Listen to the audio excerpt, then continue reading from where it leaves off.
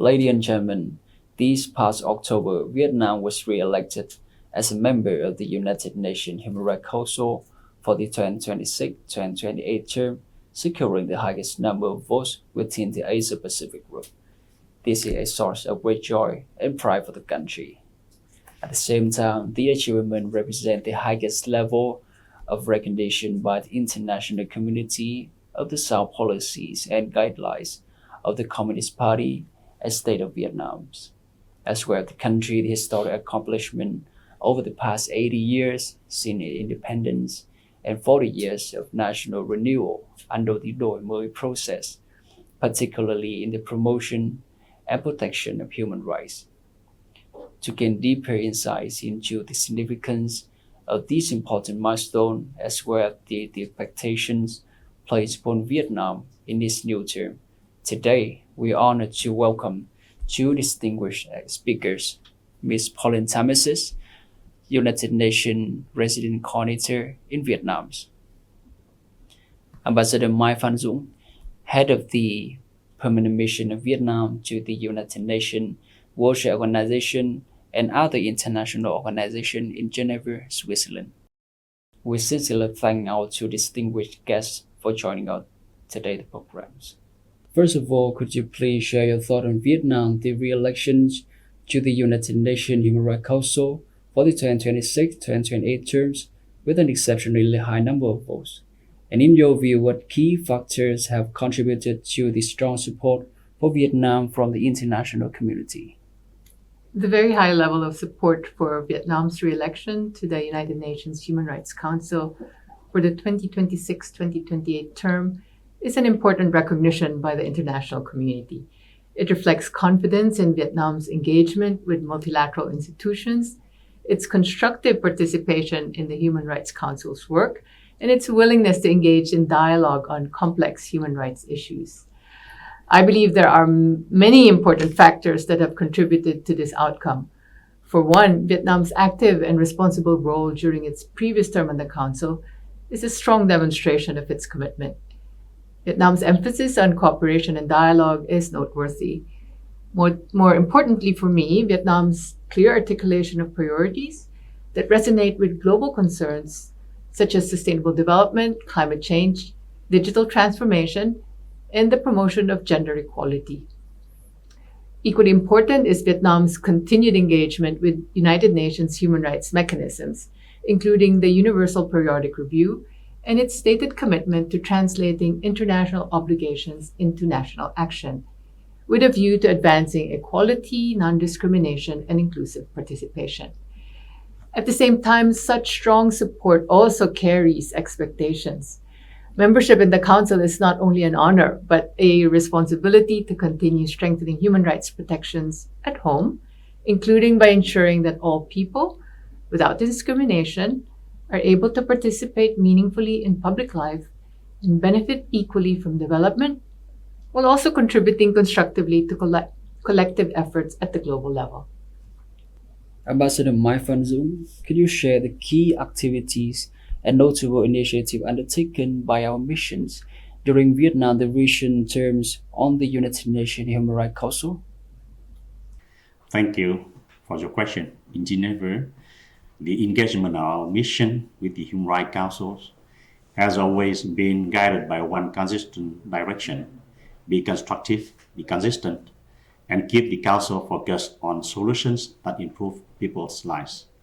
First, we work around a clear set of priorities, so our engagement was steady and predictable during our membership term. Second, we invested in cross-regional cooperation and consensus outcomes, because in a divided world, trust is built when countries can still agree on practical steps. In that spirit, Vietnam tabled, on behalf of cross-regional core groups, resolution on commemoration of the 75th anniversary of the Universal Declaration of Human Rights and the 30th anniversary of the Vienna Declaration and Program of Action, and also the resolution on climate change and human rights, focusing on just transition, both adopted by consensus with broad co-sponsorship. Third, we led cross-regional joint statements such as on accelerating SDG implementation to promote gender equality and on humanization and human rights, to keep attention on cooperation, inclusion, and real-world needs. Fourth, we also engage through international panels and other council-related activities to share experiences and learn from partners, which is essential for credibility. Taken together, these efforts helped strengthen confidence that Vietnam can work with different regions, bridge differences, and contribute responsibly to common priorities. Our re-election to the Council for the term 2026-2028, with the highest number of votes within the Asia-Pacific group, was not only the recognition of national progress, but also our approach in Geneva, respectful, practical, and cooperative. We see it as trust earned through sustainable work, and also as a responsibility to keep delivering in the next term.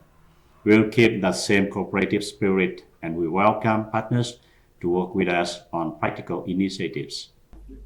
Over the past period, which of Vietnam the contributions and commitment to the United Nations Human Rights Council have impressed you the most? And how do these contributions advance the United Nations, the collective effort in this vital field? In the first term, Vietnam's contributions to the Human Rights Council have been notable for their emphasis on dialogue, inclusivity, and practical cooperation. Vietnam has consistently supported discussions that link human rights with development, the 2030 Agenda, and emerging global challenges such as climate change and digital transformation, areas where international cooperation is essential. By framing issues of climate change and digital transformation through a human rights lens, Vietnam can now contribute to discussions on how digital transition and technological innovations are advancing development while respecting human dignity, equality, and non-discrimination. This approach aligns well with the principles of the Global Digital Compact, which seeks to ensure that digital transformation is inclusive, rights respecting, and benefits all. In addition, these contributions are reinforced in the pledges and commitments Vietnam made in the context of its candidacy to the Human Rights Council. Vietnam's continued commitment to legal reforms in line with international human rights standards, human rights education, and training for law enforcement contributes to strengthening institutions that play a critical role in protecting rights in an equitable and non-discriminatory manner. These contributions advance the United Nations' collective efforts by reinforcing a vision of human rights that is universal, inclusive, and responsive to contemporary challenges. Ambassador Mai Phan Dũng, what have been Vietnam the most valuable lesson learned from its period term of the United Nations Human Rights Council, and how will these lessons be carried forward and further applied in the coming term? If I have to sum up our lesson learned from 2023-2025, they are captured in the motto that guided our work: respect and understanding, dialogue and cooperation, all human rights for all. First, respect and understanding. Trust at the Council starts with how we listen, even when perspectives differ. Showing respect, speaking with sincerity, and acknowledging each country's circumstances helps create space where progress becomes possible. Second, dialogue and cooperation. Early consultations and prioritization of solutions can unite, not divide. In practice, that means working across regions, keeping language balanced, and supporting technical cooperation, because sustainable outcomes are built through partnership, not pressure. Third, all human rights for all. A comprehensive approach is essential. Civil and political rights, as well as economic, social, cultural, and right to development, reinforce each other in real life. This is also why we treat UN mechanisms like the Universal Periodic Review as tools for continuous improvement, and we continue engaging with treaty bodies and special procedures in a spirit of openness and responsibility. In the term 2026-2028, we will carry this lesson forward with humility, working with all partners to keep the Council effective and focus on practical cooperation. Thank you, Ambassador Mai Phan Dũng. Ms. Pauline Tamesis, how do you assess Vietnam the efforts in promoting and protecting human rights in recent years, including its engagement in the Universal Periodic Review process? In recent years, Vietnam has taken a number of important steps to advance the promotion and protection of human rights. Its continued participation in the Universal Periodic Review process, including the fourth cycle, demonstrates openness to dialogue and peer review, as well as a willingness to consider recommendations related to both civil and political rights and economic, social, and cultural rights. The development of national action plans to implement accepted EPR recommendations and the recently adopted National Action Plan to implement recommendations under the International Covenant on Civil and Political Rights provide an important framework for translating international commitments into national policies. These plans offer an opportunity to address disparities affecting women, children, persons with disabilities, ethnic minorities, and other groups in vulnerable situations. These efforts are positive and should be acknowledged. At the same time, the effectiveness of these efforts will depend on implementation in practice. Continued attention to participation, access to remedies, and the impact of laws and policies on different groups will be essential to ensure that progress is inclusive and that rights are enjoyed equally by all. As a member of the Human Rights Council, Vietnam has an opportunity to further demonstrate how international standards can be implemented in ways that promote social cohesion and inclusion.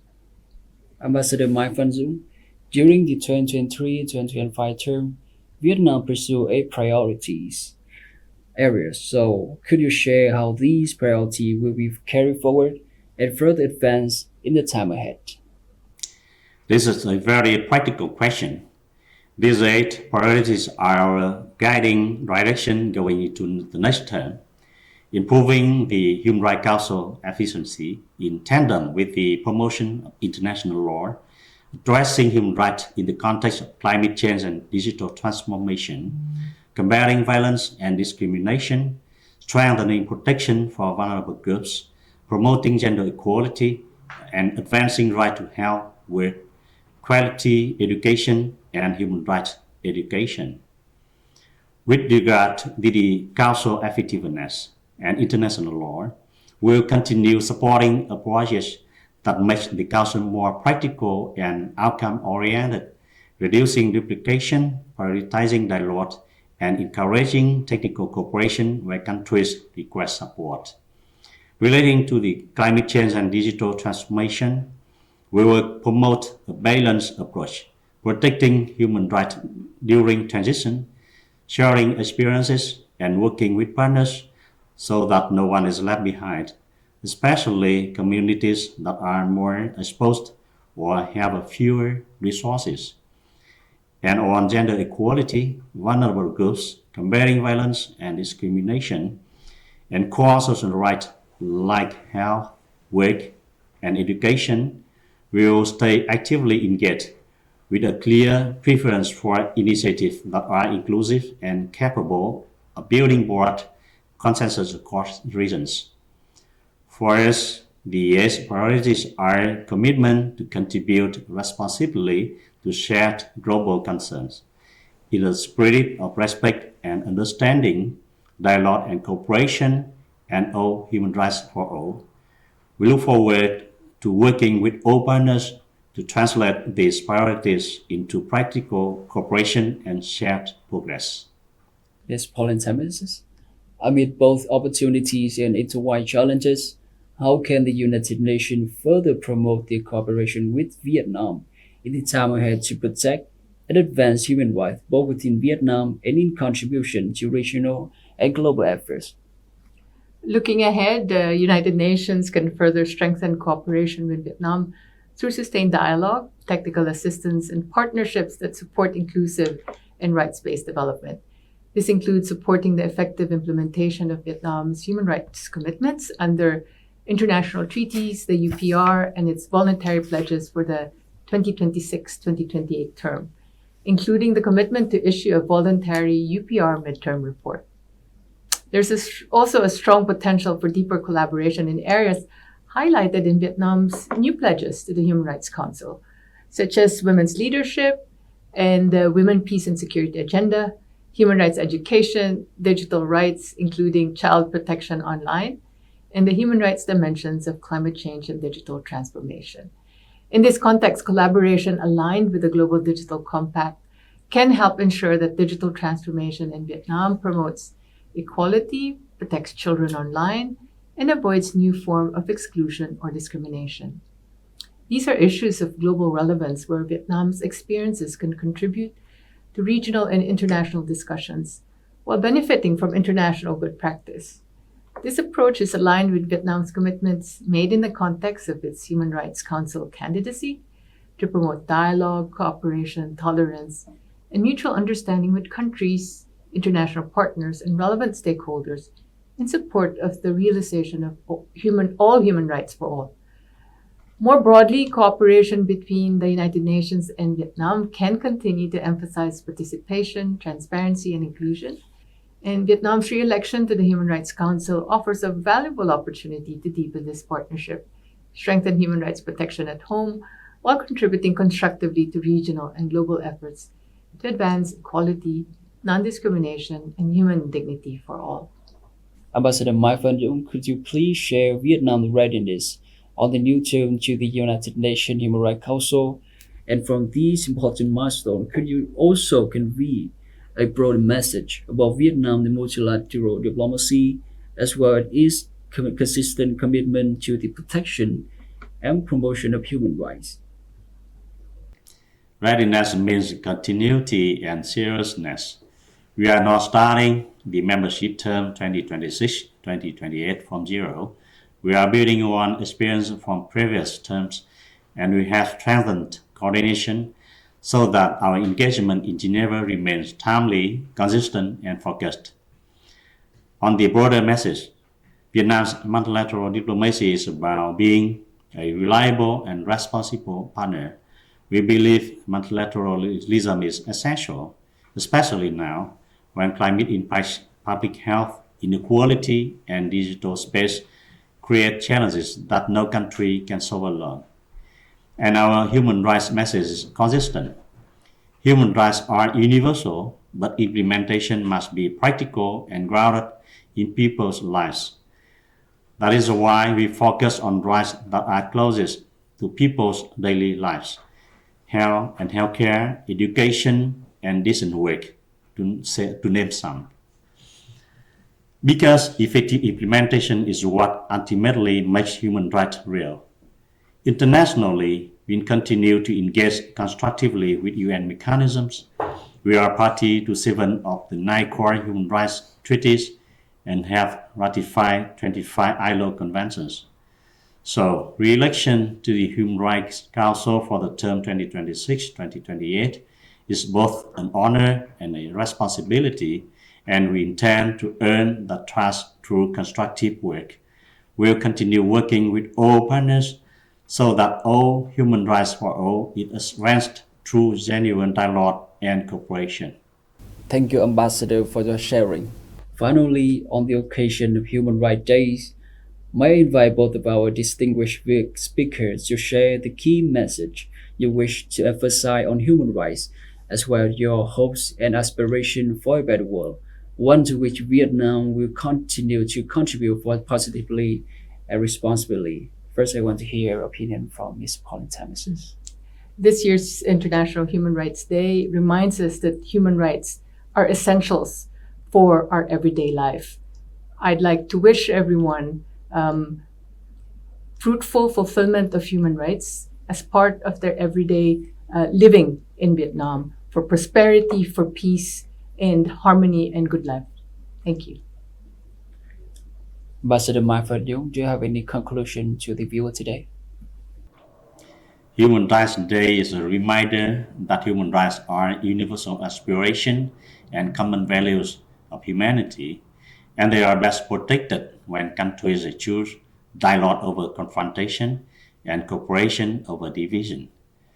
For a better world, the hope is quite simple: fewer conflicts, more trust, and more practical solidarity, especially for those most at risk, including women, children, persons with disabilities, and communities vulnerable to climate impacts.